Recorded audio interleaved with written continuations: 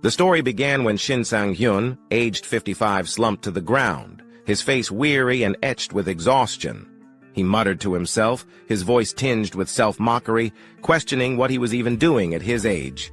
While others his age were contemplating retirement, his life felt like nothing but a failure. At that very moment, outside the cave where he sat, 3 wyverns prowled closer, their ferocious eyes locking onto him. Their fangs bared and claws ready, they charged forward with deadly intent. Shin let out a weary sigh, forcing himself to his feet while gripping his sword tightly. A faint, bitter smile tugged at his lips as he muttered, "Damn it! Can't you even give me a moment to breathe?" Before he could react further, the wyverns dove straight into the cave.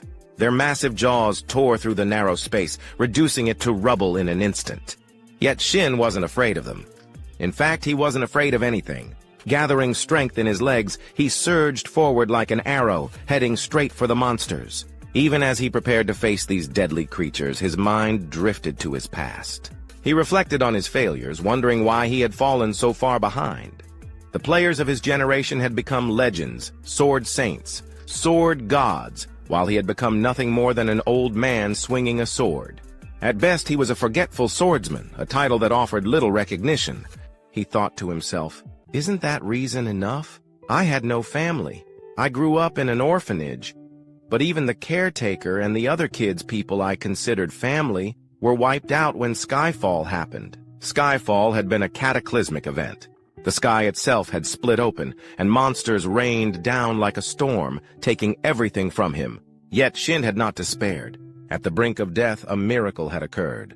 A silver-armored warrior had streaked through the air, his sword flashing as he cleaved the wyvern, restraining Shin into countless pieces. Then, as if it were nothing, the warrior turned slightly, his voice warm and steady, asking, "Hey kid, you okay?" That childhood memory remained etched in Shin's mind even to this day. He had been saved by that symbol of power, and because of that, he had wanted to become just like them. I really gave it my all, Shin thought. So why? No matter how many monsters I cut down, I never got any stronger. I could never avenge anything. The helplessness of watching his comrades fall one by one had been burned into his soul. Back in the present, Shin had just finished taking down the 3 wyverns that had planned to turn him into their next meal. But as he had admitted earlier, his body had long reached the age of retirement. After dealing with just a few monsters, he was already gasping for air, using his sword as a crutch just to keep himself from collapsing.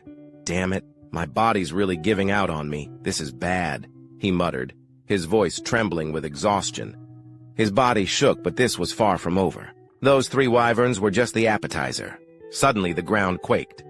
A deep, thunderous tremor signaled the arrival of something far worse. Shin's eyes narrowed as he slowly turned his gaze forward. Standing before him was a massive dragon, its entire body clad in gleaming crimson scales that shimmered like molten metal. The moment the dragon locked eyes with Shin, it wasted no time.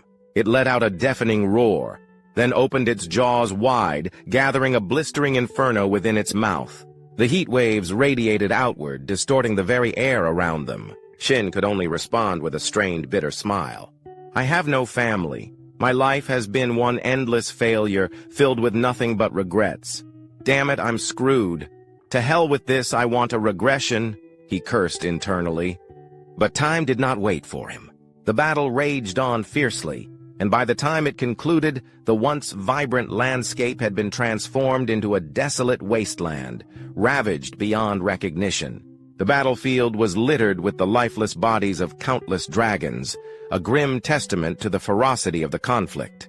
Miraculously, amidst the devastation, the protagonist, Shin, remained alive. His sword was deeply embedded in the skull of an unfamiliar dragon, marking his final victory. At that moment, a system notification appeared before him. "Congratulations! You have conquered the ancient dragon nest dungeon." However, Shin ignored it entirely. Instead, he threw his head back and let out a loud, frustrated yell toward the sky. "For God's sake, why the hell am I pushing myself this hard when I'm almost 60? He shouted. Shin Sang-yun, the nameless swordsman, was 55 years old. He had dedicated 30 years of his life to being a swordsman, yet his greatest achievement was merely ranking within the top 100 in his homeland. Considering the vast number of players worldwide, this accomplishment rendered him little more than a nameless nobody. Shifting back to Shin's perspective, after leaping off the massive dragon's corpse, he unexpectedly discovered a glowing skill book lying nearby. Surprised, he muttered to himself, "Oh, so my reward this time is a skill book? I've devoured artifacts before. Can I eat this too?" But before he could act, a sudden flash of light appeared beside him, instantly drawing his attention. Turning his gaze toward the source, he saw a spatial gate materialize before him. From within the swirling portal, a young man with golden hair, glasses, and a book in hand gracefully leaped out. Simultaneously, a system notification popped up in front of Shin. The constellation "Diligent Student Who Found Success Late" has entered. Diligent student who found success late kindly blesses you for your hard work. Additionally, he praises your flawless finishing move. Seeing this newcomer, Shin wasn't particularly surprised. After all, this person was none other than his contracted constellation, Diligent Student Who Found Success Late. "Ha ha, thanks," Shin replied, genuinely grateful that this constellation had chosen to form a contract with a mere third-rate swordsman like him. The perks of this contract were significant. If a player reached level 850, all artifact effects and title stats would be doubled. Upon reaching level 900, all stats would be tripled. However, with his current level sitting at 650, Shin had yet to reap any benefits from this arrangement. Unaware of Shin's inner thoughts, the blonde constellation suddenly transformed into a chibi version of himself, floating closer and urging Shin to hurry up and consume the skill book. Hearing this, Shin let out an awkward chuckle. "Ha ha ha, I was planning to eat it anyway. All right, here goes." With that, he stretched out his palm toward the skill book and activated his unique ability, Artifact Devourer. This is the only skill I've had since my awakening. To understand how it works, I tried cooking and eating artifacts. I even fried them, but there was no difference. By the time I finished my useless experiments, 30 years had passed. It was only when I attempted to synchronize my mana with an artifact of the right rank that I realized it activated my Artifact Devourer skill. But by then, it was already too late. Others had grown powerful the moment they awakened. Shin reflected. Before him, the skill book glowed brilliantly as his ability took effect. However, just a few seconds later, the light suddenly flickered out, snuffed out like a flame doused in water. "That's it? Nothing happened?" Shin muttered in disbelief. Silence followed, and then frustration surged within him. In one swift motion, he grabbed the book and hurled it forward. "Shouldn't this thing come with some kind of instructions? There's no way this is an actual skill book," he exclaimed. Beside him, his constellation companion scratched his head in confusion. "There's not much information available about pre-existing skills. Sorry, I can't be of much help," he admitted apologetically. He reassured Shin, saying there was still time, and suggested he try again, perhaps by synchronizing his mana once more. But instead of comforting him, those words seemed to ignite a fire within Shin. His teeth clenched, and the corners of his eyes stung as a sudden wave of emotion crashed over him. Time? Who told you I still have time? I'm almost 60. If I had a kid at 30, they'd be nearly 30 by now.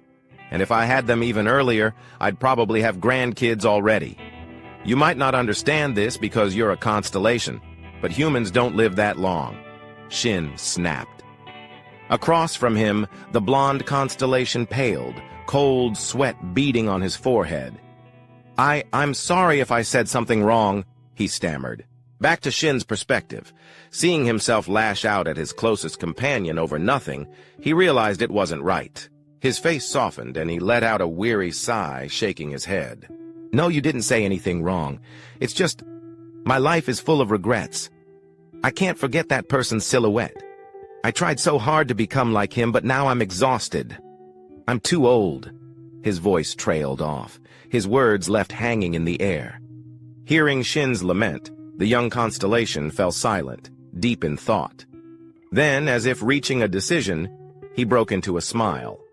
Shin, oblivious to this, scratched his head and said, "Anyway, I was planning to retire. Take note. I'm canceling our contract. You should find someone else to play with." Before he could finish his sentence, Shin suddenly noticed the space around him distorting. The world itself seemed to bend and melt away. At that moment, a system notification flashed before his eyes. Constellation diligent student who succeeded late is maximizing the essence. You have been exposed to regression. Initiated scene transition. The scene shifted to an outdoor interview under the bright sun. A handsome reporter with brown hair turned to the person beside him. Dungeons and gates. They're the basic environments for awakened individuals, or in other words, where players work, right? The person he was speaking to was a striking woman with red hair and neatly tied back hair, Han Hyan Zhong, CEO of Hyan Zhong Group. "That's right," she confirmed. "You can think of dungeons as stepping stones for players. As for gates, they lead to different dimensions, unknown territories that players must pioneer and explore." Back to the main character's perspective, Shin watched the interview on TV and finally confirmed his current situation. As he wiped down the short sword in his hands, he flashed a grin. "I really did regress. It's been ages since I last saw this broadcast. Now I get it. But 4 days have already passed. That means I've returned to 30 years ago, the moment my constellation activated his ability." Shin had lost consciousness when the constellation activated his ability. When he woke up, he found himself in the apartment he had lived in 30 years ago, no longer in his 55-year-old body. Now he was 25, armed with all the memories of his past life. No matter how I think about it, my regression was definitely caused by the constellation's magic. There's no other explanation. But still, I can't help but feel a little overwhelmed, he exhaled. "Oh well, no big deal. I should head out and get to work, right?" With that, Shin tightened his grip around the short sword in his hand. As expected, information about the weapon immediately appeared before him. The Venomous Dagger. Artifact rank, Bronze. Weapon type, one-handed dagger. Attack power, +17. Speed, bonus, +10. Description. A self-defense dagger that does not dull easily. Looking at the dagger, a nostalgic glint appeared in Shin's eyes. "This is the bronze-ranked dagger I was lucky enough to get at this point in time. It's ranked low, but I know its hidden skill." Without hesitation, Shin activated Devour artifact, causing the dagger to emit a brilliant flash of light. A system window appeared before him. Absorption rate calculated. Base absorption rate for bronze artifacts, 10%. Past usage evaluation applied. Absorption rate increased to 20%. Since I didn't use it for long, the absorption rate is low. But what really matters is its hidden skill, Shin thought. Mana synchronization with Venomous Dagger initiated. Entering the unconscious realm. As the notification rang out, Shin's consciousness was pulled into a pitch-black space void of any light. The unconscious realm. This is the place I need to pass through in order to devour an artifact. I always get nervous coming here. I never know what kind of food will appear, he muttered. Despite his words, he smiled in anticipation. Sure enough, before he could wait any longer, something suddenly emerged in front of him. A roast chicken glowing with a gentle light. "This is barbecue roast chicken with olive oil," Shin observed. Seeing the dish's appetizing appearance, he let out a sigh of relief. "I'm glad it's something normal. I was worried it might be something disgusting like a swamp centipede, but if it's a meal like this, I can eat it easily." Smirking, he reached out, tore off a drumstick, and took a bite. As each mouthful was swallowed, the system notifications continued. "The Venomous Dagger is being absorbed. Speed +2 acquired. New skill obtained. Phantom Step. Venomous Dagger. The absorbed artifact has been permanently erased." Just like that, after finishing the roast chicken, Shin's consciousness was forcefully ejected from the unconscious realm. He rubbed his stomach, let out a deep sigh, and nodded as he reviewed the system confirmation screen. It's a shame the dagger got destroyed. Well, I wasn't using it anyway. At least I absorbed a useful skill as planned. Now then, time to move on. Time passed quickly, and the scene shifted to a bustling city street where a massive blue portal stood tall in the center. Surrounding it were numerous awakened individuals, all preparing for the upcoming dungeon expedition. This was dungeon number 85. The awakened individuals gathered here belonged to Yoon Daek-young's team. Just then, a man dressed in work attire came rushing toward Yoon Daek-young, visibly panicked. "Captain! Captain Yoon Daek-young!" Hearing someone call his name, Yoon Daek-young paused his paperwork and looked up. "Huh? What's got the gatekeeping team leader so worked up?" The blue-uniformed man scratched his head awkwardly before replying. "Well, one of my team members got pulled out. He's a newbie who joined just 4 days ago. His name is Shin Sang-hyun." "Ah, don't worry about it," Yoon Daek-young replied nonchalantly. "Shin Sang-hyun has already been transferred to the player team." But instead of calming down, the gatekeeping team leader was stunned. His expression turned alarmed as he blurted out, "What? He joined the player team instead of the gatekeeping team? I approved the transfer myself. Is there a problem?" Yoon Daek-young admitted without hesitation. The blue-uniformed man immediately raised his voice in protest. "Of course there's a problem. He just awakened recently, and he hasn't even graduated from the player academy yet. You can't throw a kid like him into your team. If you do that, the whole squad will be unbalanced. How am I supposed to—" Before he could finish his rant, Yoon Daek-young let out a sigh and took a step forward, standing right in front of him. His piercing gaze locked onto the gatekeeping team leader. "The gatekeeping team handles all logistical matters, don't they?" Yoon Daek-young muttered. "That includes my team and the system's contribution distribution, right?" His eyes narrowed sharply, radiating an oppressive aura. The gatekeeping team leader gulped nervously, realizing the intimidating pressure exuding from Yoon Daek-young. Awkwardly scratching his head, he forced out a weak chuckle. "Ha, oh, of course, my apologies." With that, the man quickly scurried away. Watching the man's retreating figure, Yoon Daek-young scoffed and muttered with disdain, "Seriously, if you give those damn gatekeepers a chance to talk, this is exactly what happens. Balance? What a load of crap." Beside him, a young blonde awakened looked slightly surprised and asked, "But sir, why did you let him in? I didn't expect that at all." Hearing this, Yoon Daek-young smirked mockingly. "What, you two? Ha. If someone has to die, it'll be him, not us. He needs to cause trouble and die. That way, those damn gatekeepers will finally shut up, and just like that, we'll maintain our own value. Besides, what can a clueless rookie do?"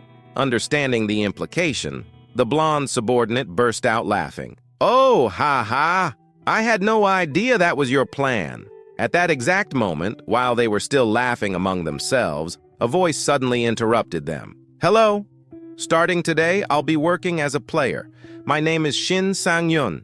The moment he introduced himself, every pair of eyes in the area locked onto him, none of them particularly friendly.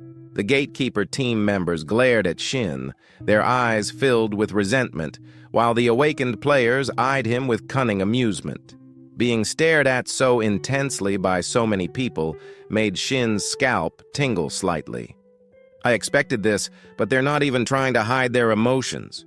From Yoon Daek-young's perspective, he quickly masked his true expression and put on a bright smile. "Finally, our new recruit has arrived. Shin, right? Nice to meet you. I figured you'd be late for your first day as a player." As he spoke, his gaze shifted to the weapon Shin was carrying, and he narrowed his eyes slightly. "Oh, your weapon. Is that a longsword?" Opposite him, Shin put on a polite smile and explained, "Yes, that's right. I've learned from watching a lot of YouTube videos." Yoon Daek-young raised an eyebrow and gave a pointed reminder. "You do know that the longsword is one of the hardest weapons to wield, right?" Shin clenched his fist and responded, his voice filled with determination. "I'll do my best to protect myself. Trust me." Shin's response seemed to amuse the captain. With a wide grin, Yoon Daek-young threw an arm around his shoulder and spoke enthusiastically. "Ha, good spirit. That's what I like to see. A real man should have that kind of drive, just like me." After saying that, he turned to address the rest of the team. "All right, let's get this dungeon run started. Time to fight." Hearing his command, the other team members cheered loudly, raising their fists into the air. With Shin now in the group, everyone quickly checked their equipment before stepping into the massive portal one by one. Meanwhile, Yoon Dik-young stood off to the side, making sure the entire team entered in an orderly manner. As he watched Shin's back, his expression remained neutral, but inside, he was full of scorn. He learned from YouTube? What a joke! Does he think dungeons are some kind of game? Just because he awakened and became a player, he's already getting cocky. Looks like he's asking for death. A cold smirk formed in his mind as he continued. Given the conquest strategy I have in place, this orc dungeon is known as the Wailing Wall for rookies. He'll learn his place soon enough. Stupid brat. That was what Yoon Dik-young firmly believed. But just moments after stepping inside, his face turned deathly pale. Sweat began to pour down his forehead as he took in the shocking sight in front of him. Lying all across the dungeon floor in a horrifying mess were the corpses of countless orcs, completely obliterated. And the cause of this carnage? None other than Shin himself. In that instant, Yoon Dik-young's mind screamed in disbelief. This is insane! Who the hell is this guy? Orcs were creatures that almost exclusively appeared in games, novels, and fantasy films. Because they were so frequently depicted, it was easy to assume they were weak compared to other monsters like dragons. They were often portrayed as dumb, violent, and little else. This misconception led many new players, filled with arrogance, to rush into battles with orcs without a second thought. In reality, their attributes were anything but weak. On average, an orc stood around 250 centimeters tall and weighed roughly 180 kilograms. Their sheer size alone granted them overwhelming strength compared to humans, earning them the infamous nickname, the Wailing Wall. The scene shifted to the inside of a dungeon, which resembled the long corridors of an ancient fortress. As the group moved forward, a dark-haired man glanced back and reminded the protagonist, Shin Sang-yun, not to expect any special treatment just because he was new. He sternly told Shin that from that moment on, he would be on his own. Shin's eyes flickered with mild surprise, but before he could respond, the captain of the porter squad spat on the ground and scoffed from behind. The captain mocked Shin, calling him an arrogant little brat who had just awakened and was already acting like a seasoned player. For most, such words would have been deeply insulting. But Shin, having lived to the age of 55, had endured countless hardships, beatings, and the cruelties of society. He wasn't the type to take offense easily. Instead, he simply scratched his head and chuckled, saying he would do his best. Internally, he noted that no one there seemed particularly kind to rookies. Despite Shin's lighthearted response, the dark-haired man in armor remained irritable. He snapped at Shin, emphasizing that it wasn't about doing his best, but about doing things right. Trying his best, he said, was useless. Shin's expression remained calm, and after a brief pause, he asked if he would be allowed to fight on the front lines if they encountered monsters. The armored man scowled and asked if Shin was out of his mind. Before he could continue berating Shin, his expression suddenly shifted to one of alarm. He urgently warned the group that an orc was approaching. Upon hearing this, Shin and the leader of the porters immediately turned around. Sure enough, a green-skinned orc with bulging muscles was closing in on them from behind, gripping a massive axe. Instead of feeling fear, Shin felt a surge of excitement. He thought to himself that this would be his first battle since his regression and decided to take it on. Before Shin could even finish his thought, the armored man rushed forward, shield in hand, slamming directly into the orc's body and temporarily stopping its movement. Seeing this, the black-haired man's face twisted in shock as he yelled at Shin, calling him an idiot for moving so slowly and questioning his ability to wield a great sword properly. Shin calmly reminded him that he didn't have to help. The black-haired man, now even more frustrated, shouted at Shin to prove his skills. In his flustered state, he failed to notice that the orc had already raised its axe high, preparing to strike. Shin quickly pointed this out, but the black-haired man scoffed and turned back, only to realize too late that the orc's axe was inches from his face. He could even smell the rusty metal and the dried blood clinging to its surface. For a split second, he thought he was done for. Just before the deadly blow could land, Yoon Daik-young, the leader of the team, barreled in like a human tank. With sheer brute force, he slammed his shield directly into the orc's face, sending the massive creature flying backward and crashing into the ground, leaving a small crater upon impact. Seeing that the orc was temporarily incapacitated, Yoon Daik-young turned and bellowed at the two of them, demanding they focus and stop treating the situation like a playground. The black-haired man stammered an apology, while the others looked on, amazed by Yoon Daik-young's quick reflexes. Yoon Daik-young drew his sword and took a battle-ready stance, ordering the others to fall back as he would handle the orc. At the same time, the orc had already recovered, letting out a terrifying roar before charging forward in a blind frenzy. Its axe came crashing down against Yoon Daik-young's shield, creating a deafening clang that echoed through the air. However, Yoon Daik-young lived up to his title as the team leader. His strength was extraordinary, and the moment he blocked the orc's attack, he drove his sword straight into the left side of the monster's chest. Thick streams of green blood poured out as the orc staggered. Behind him, the rest of the team clenched their fists, their faces lit up with excitement. They murmured in awe, believing the captain had pierced the orc's heart and defeated it. However, things didn't go as expected. Despite having a sword embedded deep in its chest, the orc suddenly grinned, its expression wild and exhilarated, as if the injury were nothing more than a minor inconvenience. Letting out another deafening roar, it gripped its axe tightly and swung it forward with tremendous force. The sheer power of the strike shattered the ground beneath them, leaving a small crater in its wake. Fortunately, Yoon Daik-young had sensed the danger just in time and leapt backward to create distance.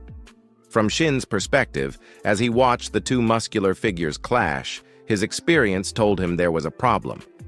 Yoon Daik-young was likely the highest-leveled fighter there, but at best, he was only around level 50, nowhere near strong enough to land a fatal strike on the orc. Shifting back to the battlefield, Yoon Daik-young let out a fierce battle cry, tightening his grip on his sword before launching himself forward. Seizing the opportunity while the orc was still reacting to its previous attack, he drove his blade deep into its body once more. This time, it was a perfectly executed critical strike.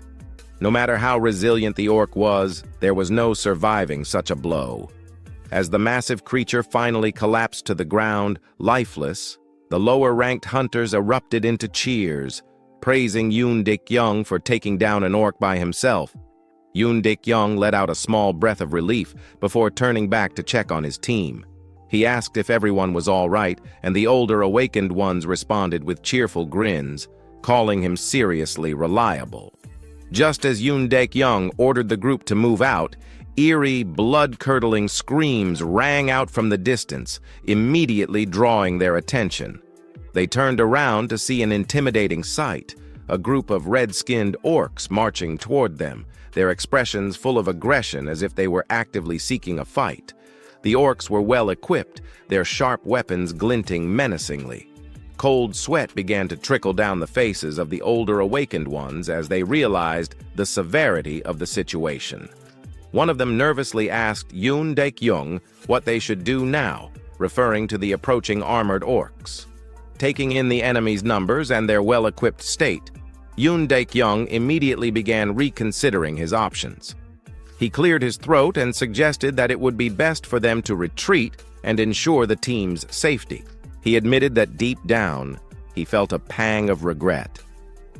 Just as they had finally taken down one enemy, an entire squad of orcs appeared.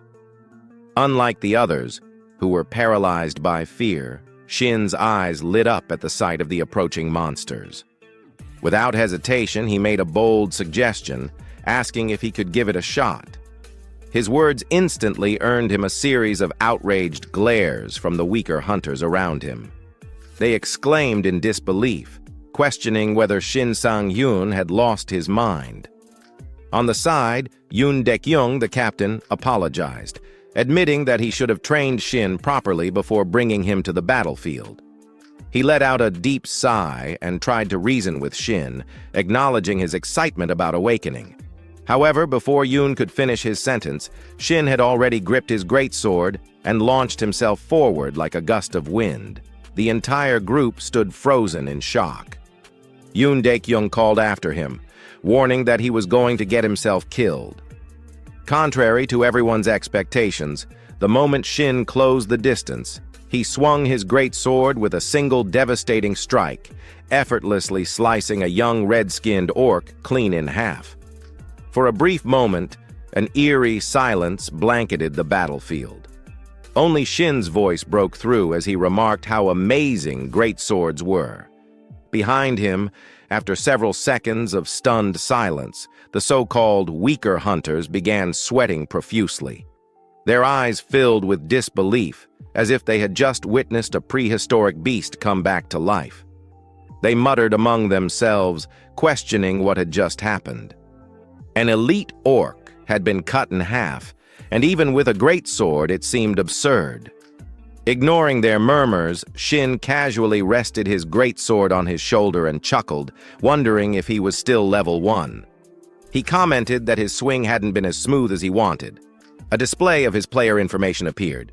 Name, Shin Sang-hyun, level 1, title, none, constellation, none, unique skill, artifact absorption, artifacts consumed, 1, health 25, energy 20, experience 40. On the other side, the remaining orcs clenched their teeth, veins bulging across their furious faces as they watched their comrade get effortlessly cut down. Then, as if some unspoken command had passed between them, they all roared in unison and charged at Shin like rabid dogs lunging for a bite. Seeing this, Shin tightened his grip around his sword, his voice cold and unwavering. He stated that his level might be low, but he had experience to spare. In a blur, both sides dashed past each other. With a single, almost effortless swing of his great sword, Shin sliced through the orcs with ease, their bodies cleaving apart like fragile dolls. However, at that very moment, an orc wearing a bone mask lunged at him, its sharp axe arcing through the air, aiming straight for Shin. Without breaking a sweat, Shin twisted his body slightly, sidestepping the strike with minimal movement. Then, in one swift motion, he swung his sword upward, severing the orc's arm and splitting its face in two. He scoffed, his voice dripping with amusement, asking if the orc had any idea how many monsters like it he had killed in his younger days. Meanwhile, the awakened hunters in the back could only stare in utter disbelief. Someone muttered in shock, questioning if that was really Shin Sang-hyun. They speculated that he might just wipe out all of them at this rate, calling the situation insane. Back on the battlefield, Shin now stood face to face with the leader of the orc squad. He declared that only the orc warlord remained, his eyes locked onto his final opponent. Unlike the others, this orc was a towering figure, dwarfing even the already massive members of its species. But it wasn't just its size that made it dangerous. It was clad in full armor, heavily equipped for battle. The warlord scanned the battlefield, its bloodshot eyes taking in the remains of its fallen kin. Rage swelled within its chest, and with a deafening roar, it lifted its massive spiked club and swung it downward with overwhelming force, aiming to crush Shin in a single blow. Seeing this, Shin wasted no time and leapt to the side, dodging the attack in a blink. The unfortunate wall behind him, however, wasn't so lucky. It exploded into rubble under the sheer force of the orc's strike. But Shin didn't even glance at the destruction. Mid-air, he twisted his body and swung his greatsword in a clean, decisive arc, slicing straight through the warlord's thick neck. However, the wound Shin had just inflicted was too shallow, not nearly enough to take down the monstrous orc. Seeing this, the squad leader, clearly worried, shouted that the orc's skin was too thick and that their attacks were useless. He concluded that they were screwed. Before the orc leader's words could fully settle in the air, it seized the moment Shin landed, letting out a fierce roar. It swung its massive arm backward, bringing its colossal war club down toward Shin's much smaller frame. Yet, Shin showed no sign of concern whatsoever. "Calm down, will you?" he said casually, his voice steady. At the same time, he activated his skill, Demon Breaker. A system notification appeared. Hidden skill activated. Status abnormality blocked. Cooldown, 15 seconds. Skill level, 1. Effect. When attacking a target, be it human or monster, the target will be immobilized for 2 seconds. Success rate and duration depend on the target's resistance level. The moment the skill took effect, the orc leader's entire body froze in place. Its weapon, which had been mid-swing, halted abruptly, and its massive frame trembled violently as it struggled against the invisible force restraining it. Seeing this, Shin grinned, his eyes narrowing in amusement. "Yeah, just stay put like that," he chuckled. Across from him, the orc leader let out a panicked howl, but before it could even comprehend what was happening, Shin's razor-sharp blade had already sliced clean through its thick neck, sending its head flying. The orc's massive body collapsed to the ground with a heavy thud, while its severed head rolled to a stop at the feet of Yoon Daek-young, who stood watching from a short distance away. The sheer brutality of the scene left everyone in stunned silence. "What the hell did I just witness?" someone muttered. "Didn't he just awaken 3 days ago?" another stammered. "And that disruption skill he used, isn't that supposed to be an advanced ability? I thought even high-ranked players could only stun an enemy for like 1.5 seconds at most, and he's wielding a great sword like he's been doing it his whole life. Should we ask him what kind of YouTube videos he's been watching?" A chorus of whispers and murmurs of admiration spread through the group. Meanwhile, Yoon Daek-young stood frozen, his mind racing. Watching Shin display such overwhelming strength was nothing short of baffling. Did he really just use a high-level skill? And against an armored orc, no less. He's only been awakened for a few days, hasn't he? Where the hell did he even get a skill like that? The more he thought about it, the more intrigued he became. A system notification appeared. "Congratulations! You have leveled up. You have met the requirements to receive a title. You have obtained the title, Fearless Immature Puppy. Title rank, F effect +5 evasion." Seeing the unexpected reward from the system, Shin felt both surprised and excited. "I wasn't really paying much attention to leveling up, but I didn't expect to get a title and a bonus effect on top of that. This is amazing." The system then continued with another notification. "You have unallocated stat points. Please choose a stat to enhance." Available points, 1. At the same time, the system interface shifted to his attribute screen. Seeing this, Shin reached his hand forward to allocate his points. "I already know which stat I want to increase. In my past life, I learned this lesson far too late. Luck directly affects skill accuracy and item drop rates. And right now, I need it more than anything." Without hesitation, he immediately allocated his newly earned free stat point into luck. However, before he could take a moment to analyze things further, Yoon Daek-young suddenly stepped forward from behind and started questioning him. "Are you really Shin Sang-hyun?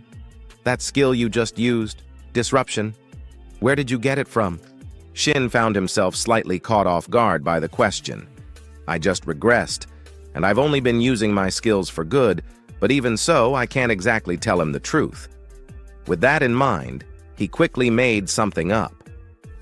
"Ah, I had it the moment I awakened," he replied casually. Of course, Yoon Daek-young wasn't going to accept such a vague answer. He immediately pointed a finger at Shin and pressed further. "Do you even hear yourself? That doesn't make any sense. Stop trying to dodge the question. Are you absolutely sure? Did you just get lucky and stumble upon a diamond-tier artifact or something even higher?" His gaze then shifted toward the greatsword in Shin's hands, clearly assuming that all of Shin's strength came from the weapon. Noticing the suspicion in Yoon Daek-young's eyes, Shin simply extended his sword toward him and smirked. "Would you like to check it out for yourself?" On this side, Captain Yoon Daek-young was slightly taken aback by how casually Shin handed over his weapon. However, he still accepted the greatsword to inspect it. Yeah, all right. If you're offering..." With that, he focused on examining the weapon, and in an instant, all of its details were displayed clearly before his eyes. Faded greatsword. Type: two-handed weapon. Weapon class: greatsword. Attack power: 50. Effect: none. Description: a standard greatsword with a simple design, offering no special abilities. As soon as he saw the information provided by the system, Yoon Daek-young practically screamed like his house was on fire. "What the hell? This is seriously just a normal greatsword? That means that skill was really yours?" His jaw clenched, and veins started to pop on his forehead as he silently cursed in his head. "Son of a... I've been raiding dungeons for 2 damn years, grinding my way up to level 50, and my skills still aren't as good as his. If this keeps up, then the reward distribution today..." Before he could spiral any further, a teammate suddenly shouted, "Captain, the sub-boss just showed up." Hearing that, the rest of the team turned their eyes toward Yoon Daek-young, waiting for his command. His face darkened slightly, but he quickly gave out orders. "All right, let's move then." He turned to Shin and said, "Thanks to you, we had an easier time clearing out those small fry. But don't get cocky and end up dead. A flashy skill like yours won't do jack against the demonic orc we're about to face." Shin tilted his head slightly, finding Yoon Daek-young's attitude a little strange. However, as if remembering something, a smirk slowly formed on his lips. I almost forgot why I joined this team right after regressing. This team distributes rewards based on contribution." With that, he suddenly called out, "Hey, Captain!" Yoon Daek-young turned back with a frown. Shin flashed a bright grin and asked, "If I kill the demonic orc myself, can I take the artifact as my reward?" The red crystal was a rare loot that could only be obtained by defeating the demonic orc. Even then, it was known to be incredibly difficult to acquire. No, rather, the drop rate was absurdly low. However, in his past life, after his team had failed to take down the demonic orc, Shin had witnessed another team successfully obtaining the red crystal. He still remembered that moment vividly, the sight of the victorious party standing over the slain demonic orc, holding the precious crystal in their hands. One of the team members had exclaimed in amazement, congratulating their captain and asking how he had managed to get such a valuable item. The crystal was worth a fortune at the market and was known to be the only artifact possessing the delay skill. As they stared at it with eyes full of greed, their captain, looking slightly uncomfortable, had waved them off and told them to calm down, complaining that they were practically spitting all over him. The delay skill was precisely what Shin desperately needed at that moment. Brushing aside the memories, he returned to the present and repeated his request. His words left the entire team momentarily stunned. Noticing their reaction, he quickly elaborated on his reasoning. He reminded them that their team distributed rewards based on contribution. So, if he managed to kill the boss himself, there should be no issue. At this, Yoon Daek-young fell silent. The pause in conversation made a drop of sweat trickle down Shin's face. He knew he needed the delay skill as soon as possible. It was crucial for the events that were about to unfold. But to the others, he must have seemed like an arrogant rookie, trying to take on more than he could handle. There was no way they would take him seriously. As expected, 2 of the weaker team members, oblivious to their own lack of strength, glared at him with contempt. They accused him of being out of his mind and demanded to know who he thought he was. Killing a few orcs had clearly made him overconfident, and now he was talking about loot distribution as if he had already earned a right to it. Before they could continue, Yoon Daek-young calmly raised a hand, silencing them. He then turned to Shin with a sharp gaze and stated his terms. If they failed to defeat the boss, then, and only then, would Shin be allowed to enter the dungeon and take it on himself. His warning was clear: but just the fact that Yoon Daek-young agreed to distribute loot based on contribution was enough to make Shin feel relieved. It had been easier than he expected. To confirm, Shin asked again if that meant he would be sitting out of this fight. Yoon Daek-young, clearly irritated, snapped at him to do whatever he wanted before turning away and marching ahead. Deep down, he despised Shin's attitude. To him, Shin was just an arrogant upstart acting high and mighty simply because he had one overpowered skill. Yoon Daek-young was determined to clear the dungeon himself and prove that experience was what truly mattered on the battlefield. Fueled by that resolve, Yoon Daek-young raised his hand and pushed open the massive door in front of them. Inside the dimly lit chamber, a towering orc wielding an enormous battle axe awaited them.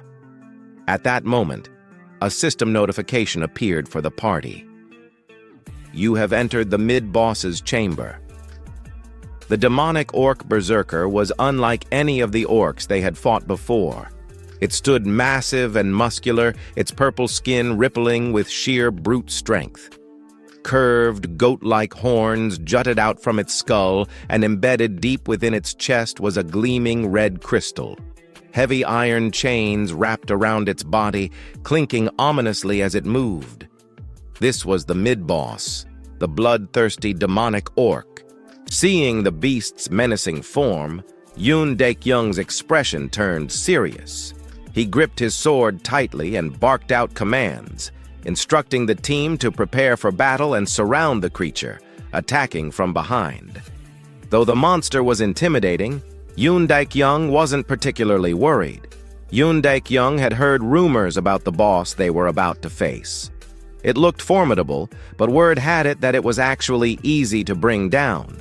He found it amusing that Shin Sang-yeon wouldn't even get the chance to fight it solo. Just picturing Shin's shocked and helpless face as they took down the boss brought a smirk to Yoon Daek-young's lips. However, fantasies remained just that. Fantasies. Reality hit hard and fast. Snapping back to his senses, Yoon Daek-young shouted that he would take the lead. At his command, the entire team charged forward, using him as the spearhead against the bloodthirsty demonic orc. Moments later, all of Yoon Daek-young's hopes of victory had crumbled. As he slowly regained consciousness from his dazed state, he mumbled in disbelief, struggling to process what had just happened. Nearby, Shin stood casually against the dungeon wall. Seeing Yoon Daek-young wake up, he merely clicked his tongue and shook his head, remarking that he had been slightly worried when the team rushed in like that, but he never expected them to charge straight at the boss like idiots. He muttered to himself that this was exactly why they had failed in his past life as well. Meanwhile, the other surviving party members hurried to their fallen leader, scrambling to help him up.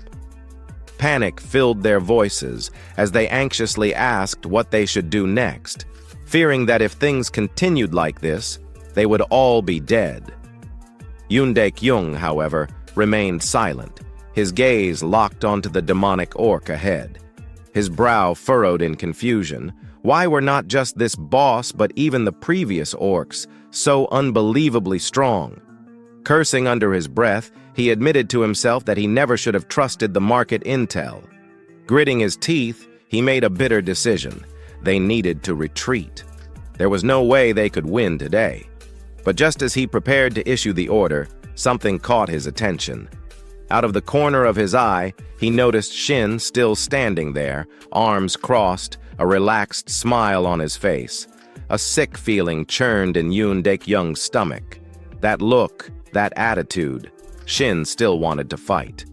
Unlike Shin's unshaken demeanor, a blonde-haired party member was visibly seething, grinding his teeth in frustration, as if Shin owed him money. He exploded in anger, demanding to know if Shin was insane and questioning what was wrong with him.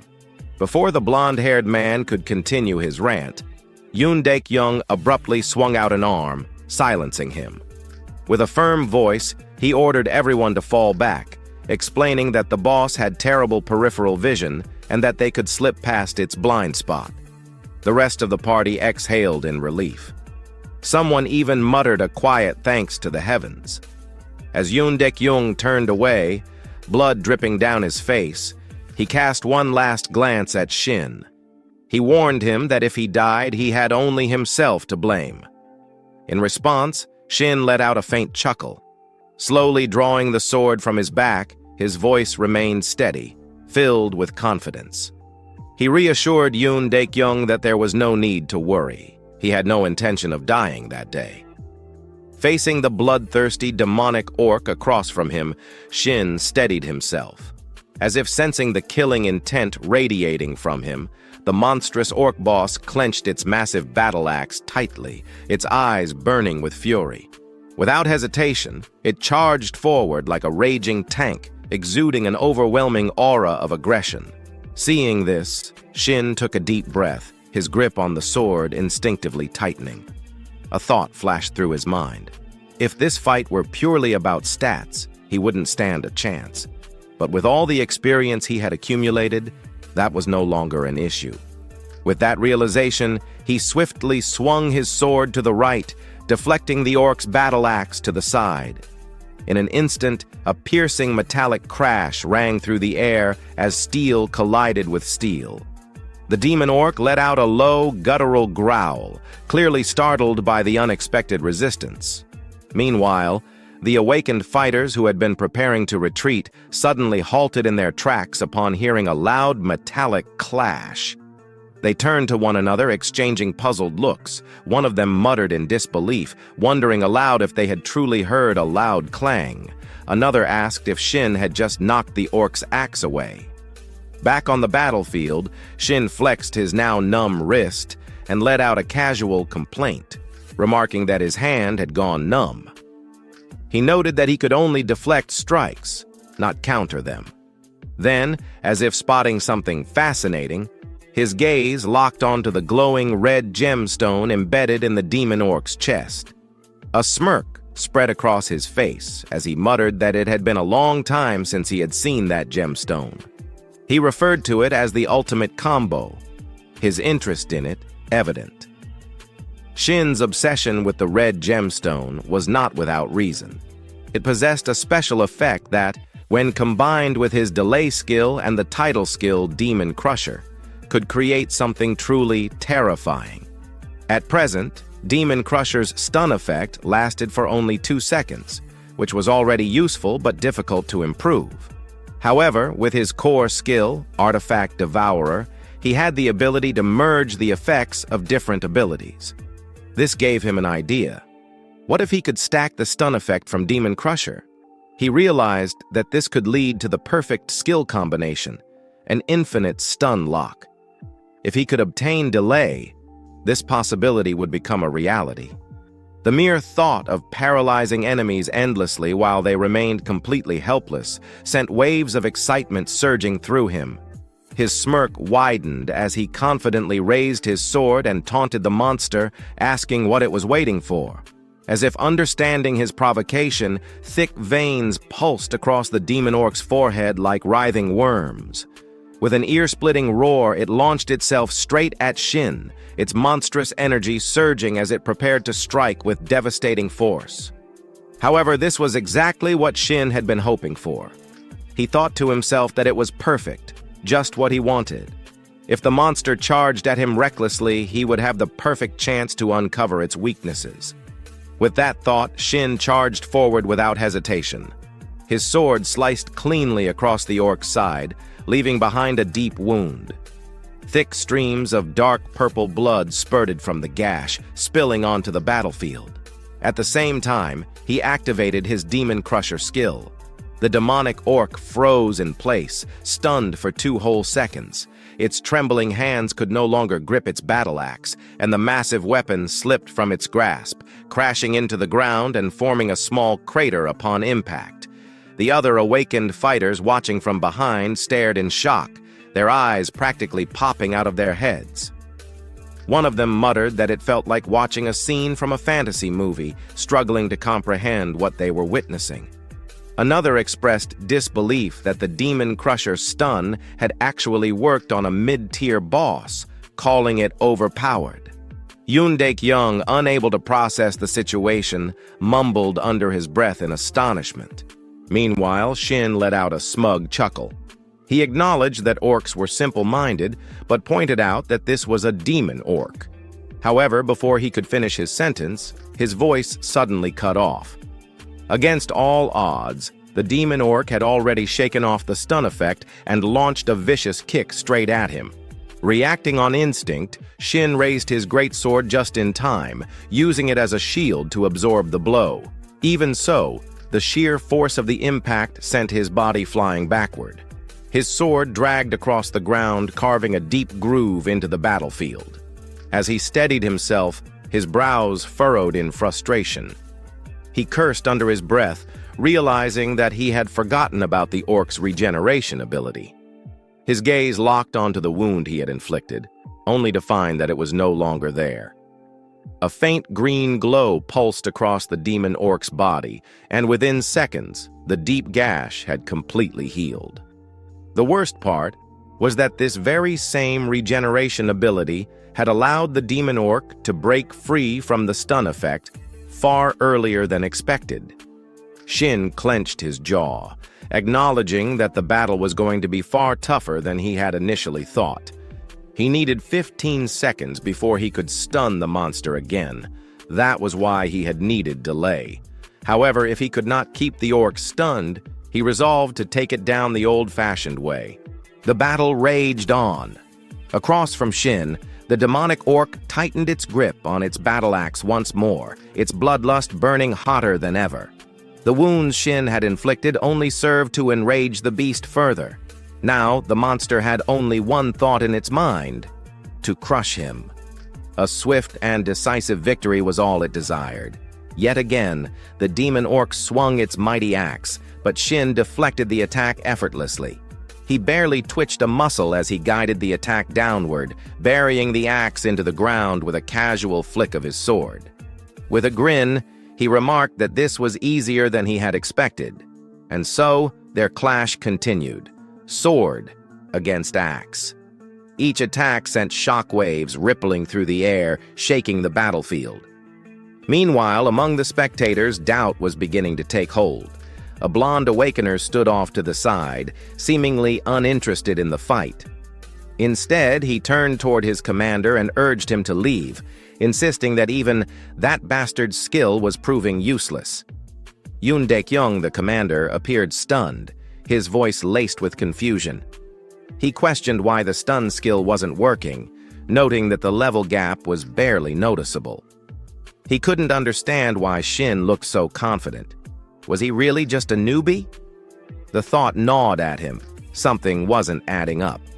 Back on the battlefield, Shin was growing bored.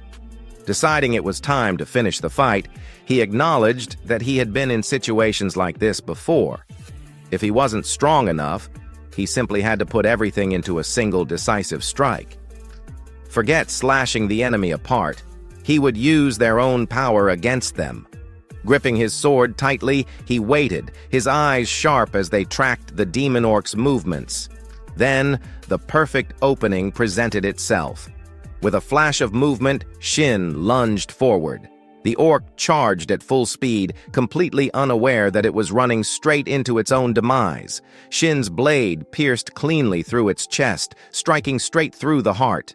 The orc let out a final gurgling gasp, coughing up a mouthful of blood before collapsing lifelessly. At the same time, a system notification appeared before Shin's eyes. "Congratulations! You have defeated the mid-boss, Demon Orc. You have leveled up. You have earned the title, Demon Hunter, rank E. Title effect: when facing mid-bosses or higher, your healing ability increases by 5x. Reading through the effect, Shin couldn't stop himself from grinning. 2 titles already. Was this what it felt like to play solo? Just as he was about to revel in his victory, his eyes caught movement. Commander Yoon Daek-young was slowly approaching, his wide eyes still filled with disbelief. Even now, he struggled to accept the reality before him. The very same mid-boss that had wiped out his entire team had just been crushed effortlessly by this so-called newbie. Seeing the stunned expressions of those around him, Shin quickly forced out a crooked smile. There was only one way to avoid unnecessary trouble. Activating his amateur acting skills, he raised his voice in a dramatic wail, lamenting how he had almost died and how he couldn't have managed without the commander dealing damage. The perfect bluff. The blonde awakener, completely unaware of the situation, immediately turned to his commander with admiration. He eagerly asked when the commander had even landed a hit on the monster. Yoon Dae-kyung, however, wasn't fooled. He knew very well that he hadn't even scratched the mid-boss. His gaze shifted toward Shin, filled with confusion. Meanwhile, Shin smirked internally. Surely the commander wasn't that dumb, right? He was throwing him a bone. He just had to take it. Yoon Dae-kyung's gaze drifted to the red crystal on the ground, and he instantly understood Shin's intention. Keep your promise. That's what he's saying. Letting out a defeated sigh, Yoon Dae-kyung mumbled to himself, admitting his complete loss. However, the moment of hesitation vanished as he straightened his posture. With renewed confidence, he turned toward his team and barked out orders. Announcing that the mid-boss was down, he commanded them to prepare for the final boss. "Yes, sir," the squad responded in unison before moving forward. As they ascended the stairs to the next floor, a few of them couldn't resist sneering at Shin. Some muttered how there was no way that kid had taken it down alone. Others wished they had the stun skill, though they admitted it hadn't even worked on the mid-boss. Shin ignored the chatter. His focus was elsewhere, on the true prize. His gaze locked onto the red crystal, the very thing he had been waiting for. Once the audience was gone, he smirked. Time to eat this thing. Item: red crystal. Rarity: silver. Type: special equipment. Accessory. Special effect: delays attribute decay, stat bonuses, +10 vitality, +10 strength. Description: a rare item obtainable only by defeating the demon orc. It contains condensed resilience and endurance. A smirk formed on Shin's lips as he picked up the crystal. Let's see what this thing can really do. A strange feast. The moment Shin absorbed the red crystal, his consciousness was pulled into a subconscious void. Before him sat a steaming dish, spicy cold noodles with jellied meat prepared by the super chef. Just looking at the dish, an uncontrollable hunger surged through him. Without hesitation, Shin grabbed the bowl, lifted his chopsticks, and began eating. As he devoured each strand of noodles, a series of system notifications appeared. You are now ready to absorb the red crystal. Absorbing red crystal. Based on the base absorption rate of 20% for silver tier items, your strength and vitality have increased by +2. You have obtained the special effect. Delay. You can now embed this effect into one of your skills. A bead of sweat rolled down Shin's temple. Why do I feel so uneasy about this? Which skill would you like to combine with delay? Add it to Demon Smash, Shin replied immediately. The system confirmed the combination. The delay effect has been added to Demon Smash. If you use Demon Smash before the first stun expires, the effect duration will extend as follows. Second and third hit, 90% success rate. Fourth hit, 60% success rate. Fifth hit, 30% success rate. The moment the message ended, Shin was thrown out of the subconscious space. He stared at the system screen in disbelief, eyes wide in shock. A guaranteed 4-second stun? I only thought it was theoretically possible, but it actually works. To confirm, he rubbed his eyes and double-checked the system logs. An unexpected proposal. Just then, a voice from behind interrupted his thoughts. Can we talk for a moment? Turning around, Shin saw Yoon Dae-kyung standing behind him. What now? Sure, what's up? Shin asked. Yoon Dae-kyung's tone was hesitant, but he spoke clearly. Right ahead is the final boss room.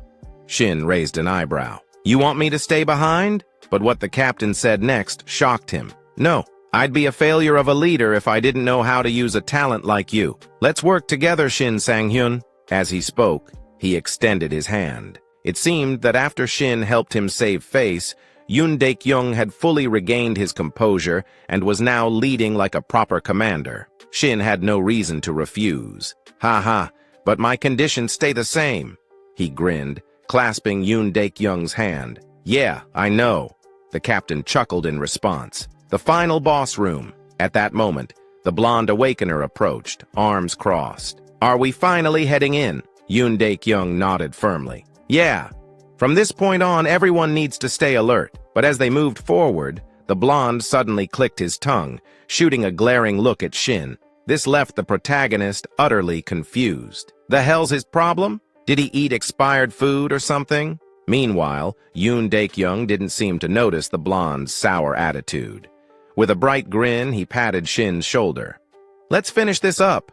Drinks are on me after. Time flew by quickly as Shin's team finally stepped into the last boss room of dungeon number 85. Their opponent this time was a monstrous orc with ash-gray skin covered in strange, spiral-shaped runes that pulsed faintly. In its grip was a blood-stained spiked mace, still dripping from its last victim. An overwhelming savage aura radiated from the creature. This was the final boss, the frenzied orc, a captain's resolve. From Yoon Daek-young's perspective, after witnessing the sheer power of the previous boss, the demonic orc, he no longer underestimated this dungeon. A cold sweat dripped down his face as he took a determined step forward, looking at Shin. I'll go first. However, before the captain could recklessly charge in and get himself obliterated, Shin unsheathed his sword and shook his head. Stay close to me. Yoon Daek-young hesitated. Right now, you shouldn't. But before he could finish, Shin exhaled deeply, lost in thought. The frenzied orc has lower skill resistance than the demonic orc, which means it's easier to stun. As long as I stay calm and attack properly, this shouldn't be a problem. But stay close to me. Since when did I start saying things like that with such confidence? Back then, I was always scared. Even when I grew older, I barely managed to survive. I can't live like that again.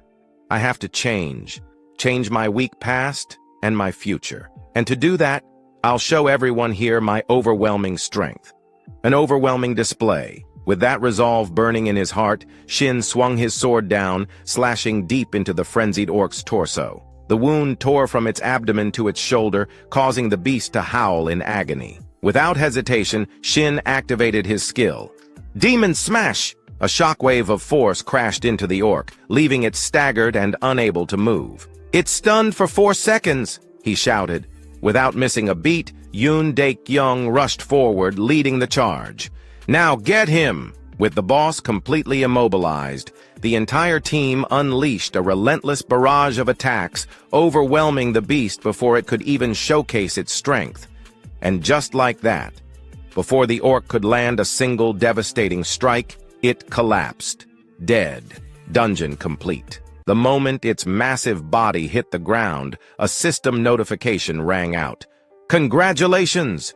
You have defeated the final boss, the frenzied orc. Congratulations! You have completed the dungeon of the Red Orc Altar. Recognition and a glimpse of the future. As the lifeless body of the frenzied orc lay in a pool of its own blood, some members of the party couldn't help but remark, wasn't this dungeon way too easy? I didn't even have to use a single potion. Another adventurer chimed in, grinning. See? I told you that stun skill was amazing! Meanwhile, a group of porters huddled together, whispering among themselves while stealing glances at Shin. Do you think he has his own gate? Should I ask him? Huh? I was about to ask first. So what? I need to make a living too. Another porter scoffed. Their team captain retorted, shaking his head. A fast-changing world. Observing how quickly people's attitudes shifted, Shin couldn't help but feel a little dizzy. These guys flipped sides so fast, I wasn't even planning to do anything for them. Just as he finished that thought, a series of system notifications appeared before his eyes. Congratulations! You have leveled up. You have obtained the rank D title, Overwhelming Power. Effect: status effect durations are increased by 10%. Reading the title description, Shin nodded in satisfaction. Not bad. A 4.4-second stun? That's crazy. In my past life, I never earned a single title. But as he thought about that, his expression darkened slightly.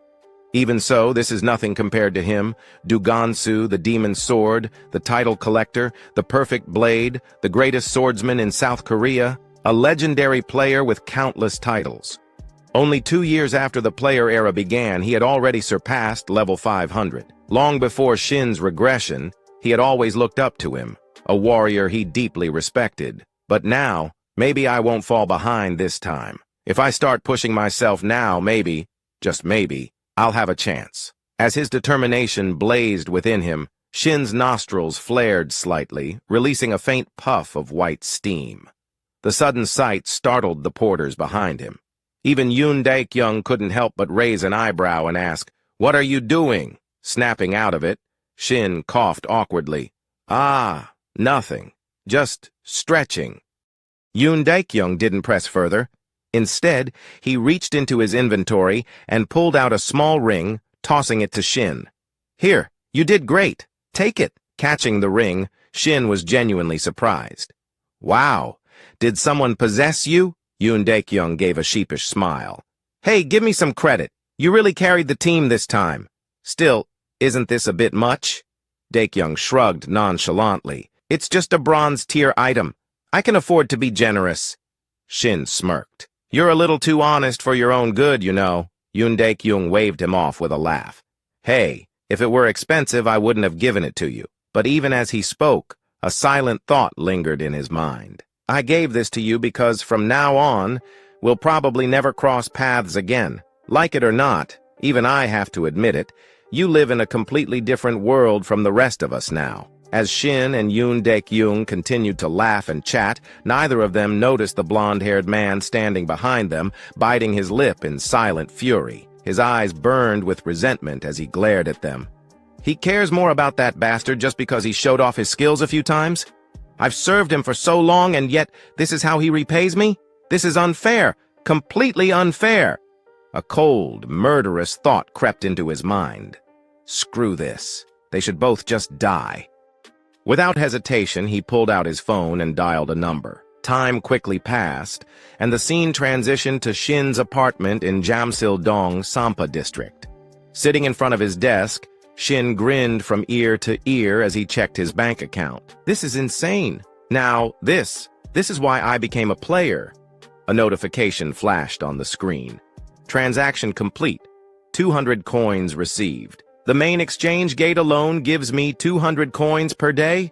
Shin chuckled, rubbing his chin. "Looks like he gave me twice the amount compared to the others, plus an extra bonus. Damn, I hit the jackpot." He put his phone down and turned his gaze toward the ring resting on the table. Frenzy ring. Rank, bronze, type, accessory, special effect, lightweight, attributes, strength, +10, description. A ring that can only be obtained from the frenzied orc. It causes the wearer to enter a state of rage. Special effect, lightweight. Consumes 1 mana per second to reduce the perceived weight of all equipped artifacts to 1 gram. Reading through its stats and effects, Shin couldn't help but admire its potential. Even though it's just a bronze-tier item, I can't believe I got a free artifact with lightweight. His eyes glinted with understanding. Now I see why it's normally classified as silver. Most players exhaust their mana after just a few swings of their sword, but using 1 mana per second just to lighten their equipment? That's ridiculous. Who the hell would waste their mana on something like that? The thought made him chuckle to himself, but then his expression shifted, his grin turning sharper. Then again, none of that matters to me. Shin leaned back in his chair, deep in thought. In my past life, I only discovered my ability when I was already over 50 years old, but that's exactly why I trained so damn hard to master it. He recalled a crucial memory, a time when he consumed an artifact that required mana defunction, and the result? The penalty effect disappeared. Artifacts that drained mana always had a drawback, a side effect that made them difficult to use. But for Shin, when I absorbed them, the penalties vanished completely. Who cares about the drawbacks? The more abilities I collect, the better. With that thought in mind, he reached forward and placed his hand on the ring. A faint blue light began to swirl around his fingertips.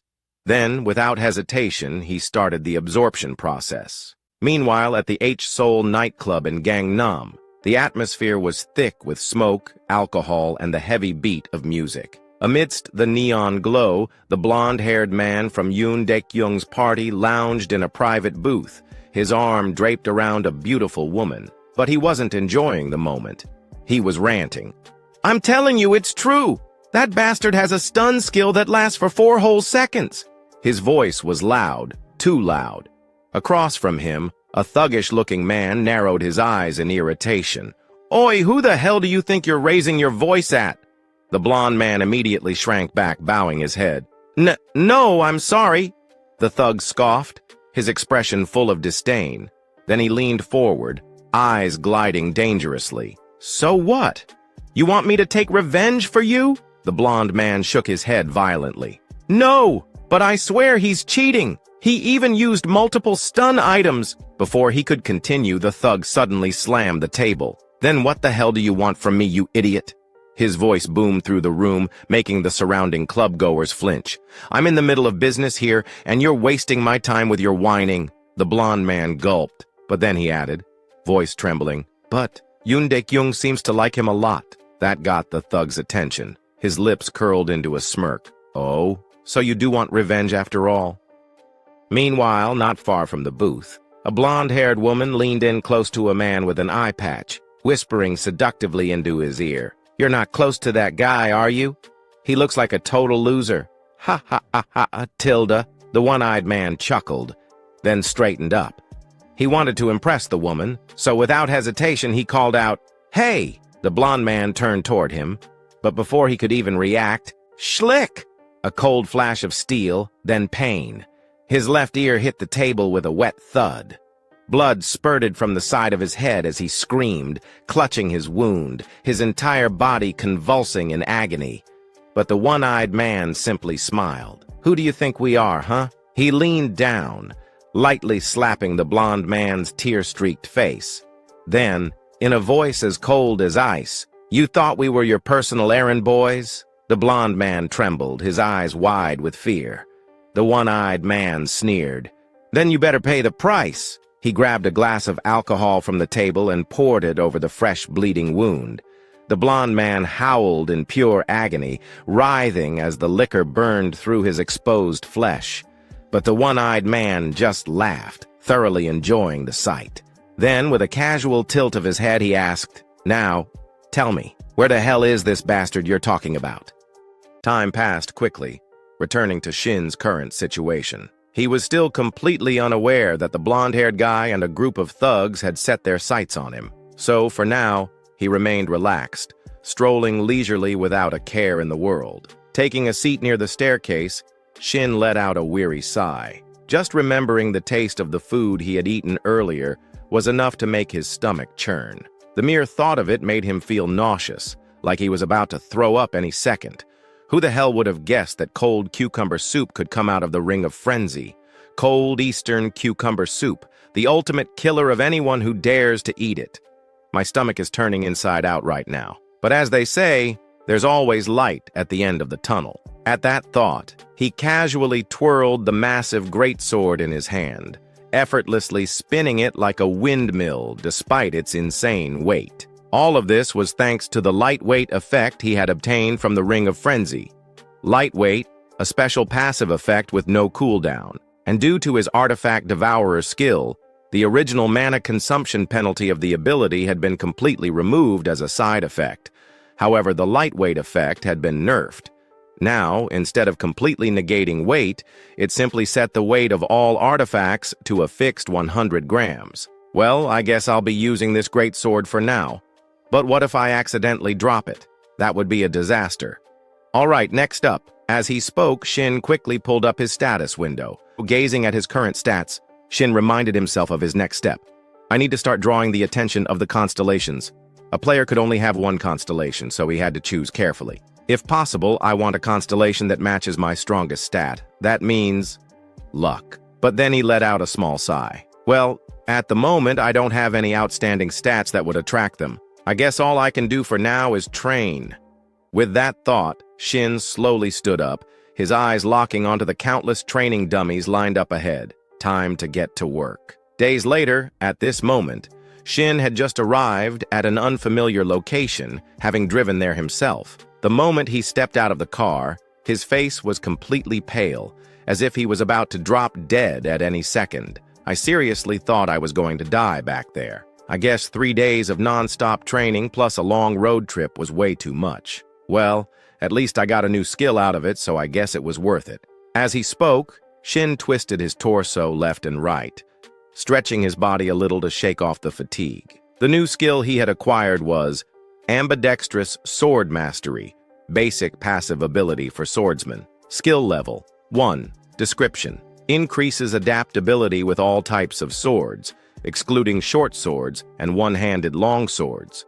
Now, as for the place Shin had come to, this was none other than Dungeon Number 1, a solo-player exclusive dungeon. Looking at the glowing blue portal before him, a faint smile appeared on his lips. Today, I get to go all out by myself. No more worrying about people staring at me like I'm some kind of freak. Not only that, but getting access to a solo dungeon like this usually meant waiting in line for months. I should be glad I managed to slip in through the cracks. Just as he was about to step forward, he suddenly paused. His gaze shifted toward the distance behind him, and his expression darkened. A black car sat idly in the distance, parked in complete silence. It had been following him for quite some time now, and at this point, Shin was sure of it. I can't believe they actually followed me all the way into the damn forest. I don't know what they want, but whatever it is, I'll settle it inside the dungeon. His voice turned cold, and his eyes gleamed with a dangerous edge. Inside the dungeon entrance, the entrance to Dungeon 101 resembled a massive cave, its dark, ominous passage stretching deep inside. Emerging from the blue portal, a group of thugs stepped forward calmly, their expressions unreadable. It seemed that the blonde-haired traitor had somehow convinced them to take the job. But before they could take another step, Shin's voice rang out, cutting through the air. "This is a solo-player dungeon, isn't it? You guys couldn't have gotten lost. That means you're trespassing in my playground." Hearing that voice, the leader of the rat gang raised an eyebrow in slight surprise. His eyes swept over Shin, taking in his posture.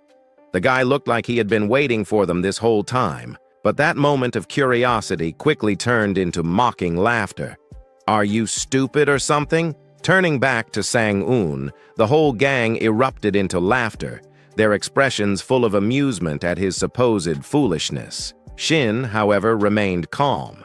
The moment he got a good look at them, he immediately realized something was off. These guys weren't a normal dungeon raid team. Thinking it over, he decided to give them one last chance to avoid unnecessary bloodshed. "I won't report this, so get lost." His eyes narrowed slightly as he spoke. At the same time, he silently analyzed the entire group, scanning them carefully before coming to a quick conclusion. No healers, no mages. They gave up stability, the one thing every dungeon party needs, to form an all-swordsman and archer team. These guys aren't dungeon hunters. They're awakened hunters, a pack of hyenas. Just as he suspected, this was a group that specialized in hunting other awakened players, and judging by their attitudes, they weren't even trying to hide it anymore. Ha! This dumbass actually thinks he's something special. The huge thug let out a loud laugh. Meanwhile, the small blonde-haired guy next to him sneered. "That's your fate, dumbass. If you die here, not even your corpse will be found." For some reason, Shin felt a strange sense of familiarity with this group. Digging through his memories, he remembered something from the past. This exact group had been completely wiped out by the Player Association's strict surveillance. It's been a while, huh? Against groups like this, the archers are always the biggest problem.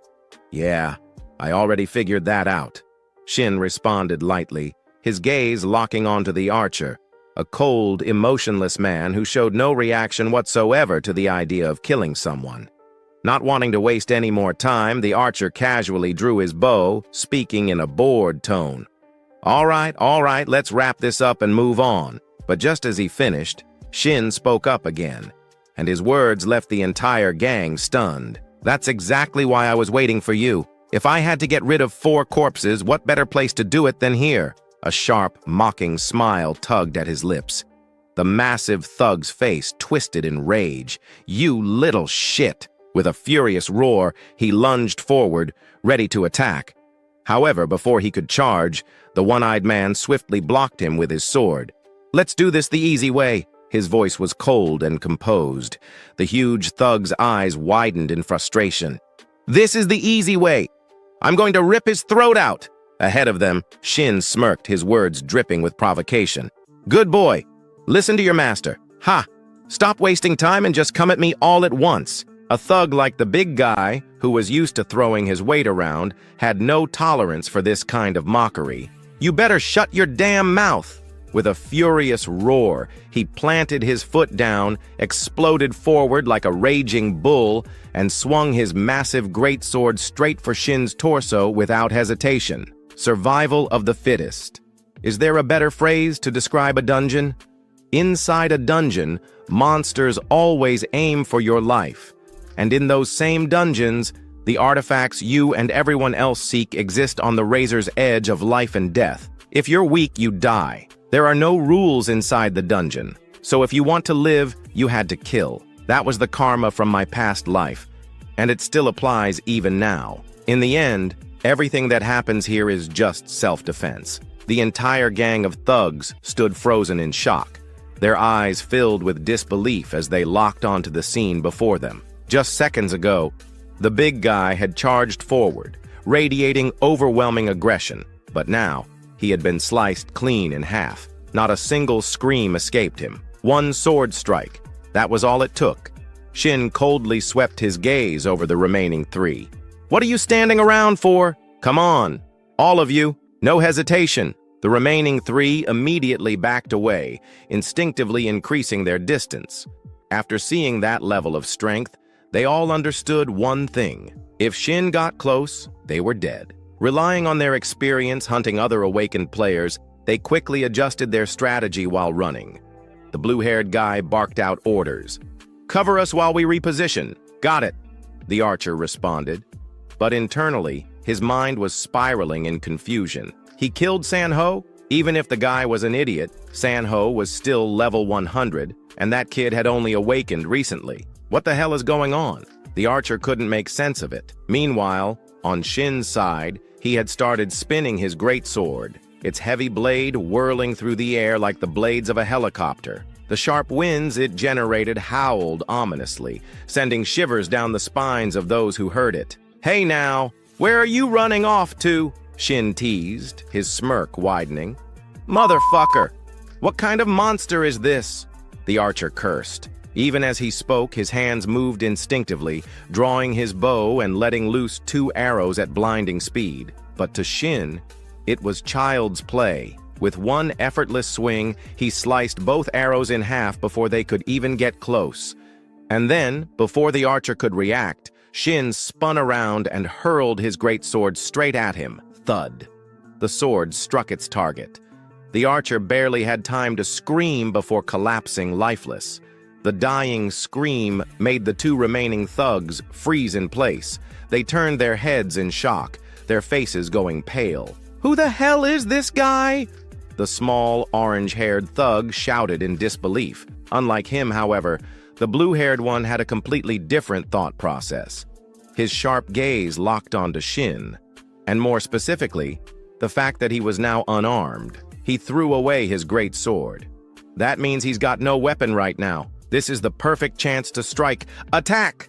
At his command, both of them charged at the same time. Shin also dashed forward, heading straight for his great sword, which was still lodged in the archer's corpse. The race was on.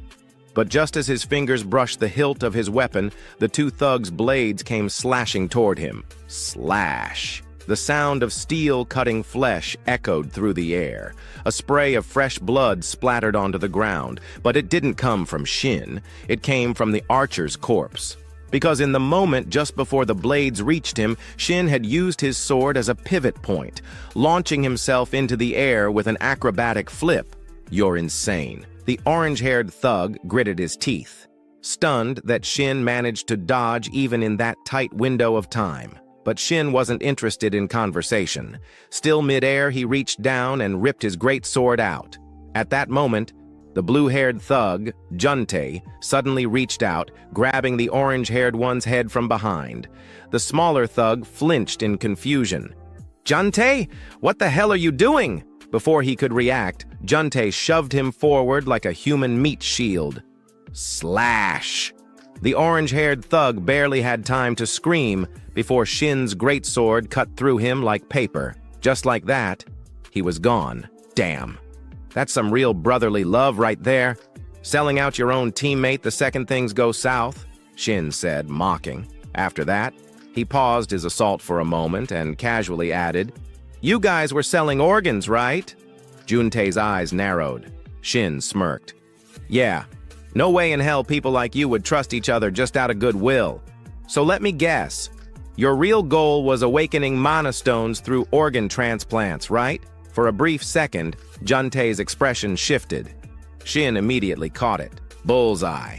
Still, Juntae let out a cold chuckle. "So what if you figured it out, huh?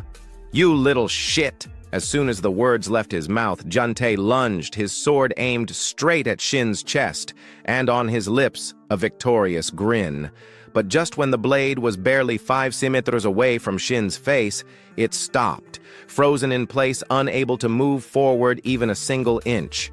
Because Crushing Kneel has been activated. A debilitating shock surged through Juntae's body.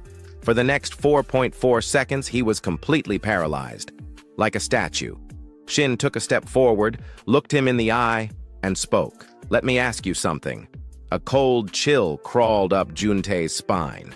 He tried to move. Nothing. Tried to speak. Nothing. All he could do was stand there, feeling sweat drip down his face. "What the hell? I'm paralyzed? But how? Those wounds from earlier? No way! Just from those tiny cuts? There's no skill that broken. And what is he talking about? I'm the one who kills. That's how it's always been. I take lives, not the other way around." Yet now, for the first time in his life, he saw the end. And as death loomed closer, his mind flashed back to the past. Back to when he tricked a fresh, new, awakened rookie. "Give it your all this time, okay?" He had smiled, placing an arm over the young, freckled boy's shoulder. "With you here, we can do anything. I'd trust you, bro." The rookie grinned back, completely unaware. Scene transition. A different memory. A young rookie, his face covered in blood, trembled in fear. Tears mixed with red streaks as he stared at Juntae. Why are you doing this?" His voice cracked. "Please don't. I'll do anything you say." Back to the present. Juntae's entire body shook uncontrollably. Shin watched him, then smirked. "What's wrong? Didn't you already go through this yourself? Oh, or are you scared now because it's finally your turn?" Time passed. Now, Shin sat beside a small stream, carefully wiping his sword clean. Juntae was gone, sent to reunite with his comrades. And even though this wasn't the first time, even though he had witnessed this kind of thing countless times before, a part of him still felt off. I shouldn't get used to this. I haven't even been regressed for that long. At this rate, there's no way I'll ever form a contract with a constellation." Shin exhaled, his gaze drifting toward the pile of discarded weapons nearby. System. Notify. "You have obtained 8 artifacts from this dungeon." Shin raised a brow, then grinned. "Well, if it's self-defense, then I guess all of this belongs to me now." Time passed quickly. At this moment, Shin was putting his jacket back on. During the fight earlier, he had taken it off to avoid getting blood on it. At the same time, he checked his current status. Right now, he had reached level 10, and his consumed artifacts had totaled up to 11. His life points were at 400, energy at 50, and experience at 12. Looking at his status window, Shin's expression grew a bit complicated. "I wish I could have avoided that situation, but considering the results, it was worth it. At least I'm glad I didn't get fat from consuming artifacts. But still, just looking at my stats alone, doesn't this mean I'm already as strong as level 50 players? How long has it even been since I came back? My growth rate is actually insane." And on top of that, as he muttered to himself, Shin reached into his coat pocket and pulled out a ring. It was the recovery ring, a silver-tier artifact classified as support equipment. Equipment type: ring, special effect, recovery, usage effect. Consumes 10 mana to instantly remove any abnormal status. If used again within the next minute, the mana consumption doubles. Seeing this item, Shin couldn't help but be a little surprised. That guy who charged at me right from the start, who would have thought he actually had an artifact that nullifies debuffs? Wait, so if I had blindly relied on my stun skill, I would have been screwed. Looks like I need to be more careful next time. With that thought, he began synchronizing his mana with the recovery ring. Scene transitioned. Deep inside dungeon number 101. Internal access path. Deeper inside the dungeon, there appeared to be a mining site where a group of goblins was working. Some of them carried small sacks on their backs, seemingly used for collecting minerals. However, after just a few steps, one of the creatures suddenly stopped in its tracks and turned around, sensing something. Following its gaze, the goblin spotted Shin, gasping for breath. He gripped his sword tightly in one hand, but the strangest part was that his eyes were covered with a black cloth. Even Shin himself felt that what he was doing was absolutely insane, but he had no choice. The requirement to obtain the Lucky Day title is as follows. This is crazy. It wants the player to kill 500 monsters while keeping their eyes closed. On the other side, the goblins hesitated for a brief moment upon witnessing Shin's strange behavior. They didn't immediately charge into attack. Come on, when are these monsters going to make a move? Shin muttered in frustration. Once they confirmed that Shin was truly unable to see, the goblins let out amused chuckles. Drool dripped from their mouths as their excitement grew. Back to Shin's perspective, he suddenly lifted his head slightly, sensing something in the air. I can feel them. I had to sense the airflow and listen carefully to everything around me. Focus. I need to maintain this heightened state of awareness. Inside his mental world, it was as if he were standing on the surface of a still body of water. Then, from behind him, countless sounds and ripples began spreading rapidly toward him. The sounds and ripples became increasingly clear and intense, surrounding Shin from all directions, appearing and disappearing unpredictably instead of following a linear path. I can do this, he reminded himself. At that very moment, one of the goblins let out a roar, gripping its axe tightly. It swung straight at Shin. However, what it didn't know was that Shin's heightened perception had already detected its movement well in advance. Without a moment of hesitation, he swung his sword in a sweeping arc, slicing through the air with breakneck speed. In an instant, 4 goblins were cleaved in half simultaneously. A rain of blood erupted, and the area was instantly suffused with the thick stench of fresh blood. And yet, rather than feeling repulsed, Shin seemed almost exhilarated. This feels damn good, he let out a low chuckle. Just then, a blinding streak of light shot toward him at breakneck speed, aiming straight for his head. For an ordinary person, there would be no time to react. But Shin? Not a chance. The moment it entered his range of perception, Shin's hand snapped up, effortlessly catching the arrow mid-flight before crushing it into pieces in a single motion. The goblin archer in the distance broke into a cold sweat, letting out an unintelligible noise. Back to Shin's perspective, his perception was expanding in all directions, allowing him to sense countless pairs of eyes watching him from within the darkness. And yet, he felt no fear whatsoever. Just moments ago, I was in a terrible situation, but because of it, I got to relive my past. Maybe that's why my senses have been sharpened, huh? Well, either way, come at me, you bastards! He taunted them outright. And how could these green-skinned creatures possibly hold back after hearing that? With their overwhelming numbers, the goblins charged forward like moths to a flame, but the only thing awaiting them was death. Shin's sword whipped through the air at lightning speed, slashing and cutting down the goblins before they could even get close. His attacks were so relentless and precise that the goblins collapsed into pieces mid-charge, never even realizing how they had died. Rather than slowing down, Shin grinned in exhilaration. He lunged forward aggressively, cutting down everything in his path without the slightest hesitation. Only one goblin, lagging behind, had the misfortune of witnessing everything. It stood frozen, watching its comrades get obliterated in an instant. Terror was etched all over its face, but before it could even think about running, it soon joined its fallen brethren in the afterlife. Having temporarily wiped out the group of monsters ahead, Shin finally stopped for a moment. The tip of his sword still smoldered with heat, drenched in the blood of the fallen goblins. The scene around him was even more gruesome than a slaughterhouse. Every single monster's sacrifice had become fuel for Shin's growth. Suddenly, a notification popped up before his eyes. Congratulations! You have leveled up. You have obtained the title, Lucky Day, rank D. Hearing the announcement, Shin ripped off his blindfold in one swift motion. There was no need for it anymore. Doesn't even feel like I did much, he shrugged, taking a moment to check out his newly acquired title. Lucky Day, rank D. Primary effect, luck plus 20. Secondary effect. Each time you defeat a monster of the same type, your luck stat increases by 0.1. Maximum increase, plus 10. Reading the description of his new title, Shin couldn't hold back a chuckle. Ha ha! I'm finally gathering all the titles I need. Meanwhile, a new group of goblins had been drawn to the area by all the commotion. But the moment they arrived, their eyes landed on the horrifying sight before them. Limbs and body parts of their fallen kin scattered all over the place. Every hair on their bodies stood on end. But before they could even think about retreating, Shin was already standing right in front of them, flashing a deranged smile. Ha ha ha! Can't let this opportunity go to waste. More stats for me, and they even walked right into my lap, drenched in blood, his face twisted into that of a bloodthirsty executioner. Even goblins who lived for slaughter couldn't suppress their terror. They screamed at the top of their lungs, as if their village had just caught fire. Time passed quickly. The unfortunate goblins that had arrived late had now joined their fallen comrades in the afterlife. And as for Shin, he was so thrilled that his whole body was trembling, as if he were having a seizure. Ha!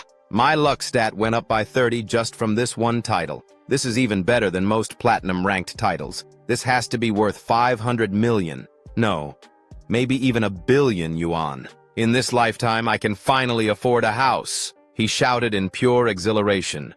But then, at that exact moment, a crimson spatial crack suddenly appeared behind him, crackling with violent lightning. At the same time, a notification popped up before his eyes. The space around you begins to fade. Shin didn't even need the warning. He could already feel the disturbance in the space behind him. His expression instantly stiffened as he whipped around to see what was happening. Cold sweat dripped down his face, and that grin he had just moments ago, it vanished completely. A series of notifications began to appear in front of him. 3 constellations have taken an interest in you. The constellation Dimensional Ruin Cleaner asks, "Are you interested in bringing misfortune to others?" The constellation Grand Voyager of the Void is intrigued by your mysterious nature and wishes to converse. The constellation Goddess of Luck smiles at you while extending her hand. At this moment, the physical manifestations of the 3 constellations stood before Shin. First was the Dimensional Ruin Cleaner, a grotesque entity resembling a giant insect, yet it had a pair of wings and an unnervingly long tail. Next was the Grand Voyager of the Void, shrouded in mystery, draped in a flowing white robe. An enigmatic and unfathomable aura emanated from his presence. Lastly, there was the Goddess of Luck, an overwhelmingly beautiful figure capable of captivating one's very soul